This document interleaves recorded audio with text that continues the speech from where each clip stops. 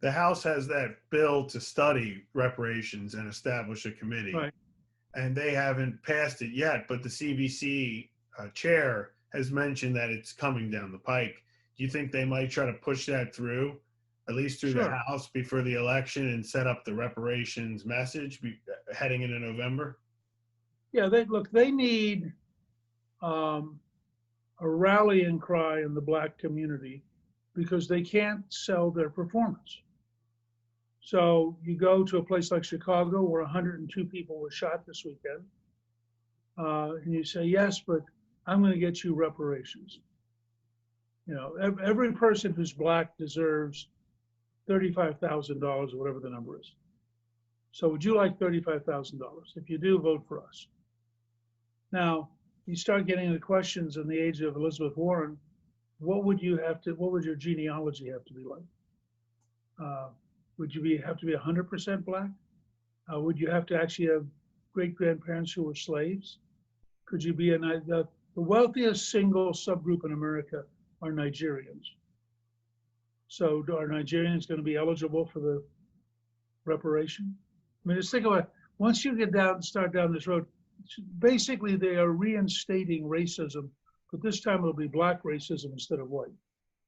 But they're reinstating racism because they want to divide the country by race, which was the opposite of old-time liberalism.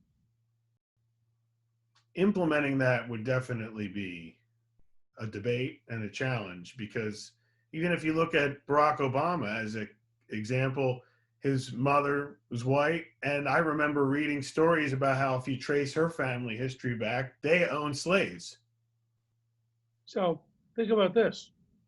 Would Obama be eligible for 50% of the reparation since he's half white?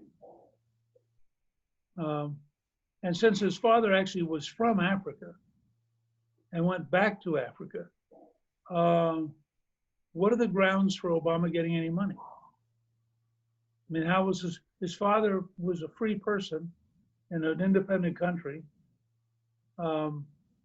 So you raised the right thing. And this is part of why I wrote Trump and the American Future, because I think we're going to face these huge decision points over the next couple of years. And I don't think we understand yet how bad the left has become, how far, in New York, for example, they have a no bail rule. So they had a bank robber who was arrested 6 consecutive days robbing a bank. They would arrest him, take him in, they'd release him because they had no bail. And then they'd rearrest him the next day. And on the 6th day, he finally said to the police, why won't they keep me? Because apparently he actually wanted to go back to prison. He was comfortable in prison and he was safe in prison. And, and they wouldn't keep him because, they don't keep anybody. Do you foresee a President Biden being able to tame those policies like reparations, or do you think the far left will have a really strong voice in a Biden presidency? I think Schumer and Pelosi are licking their chops at the idea of having a person as weak as Biden as president because they think they'll be able to bully him into everything they want. And frankly, I haven't seen any evidence of Biden standing up to anybody. So I could imagine it would be a very, very left-wing presidency.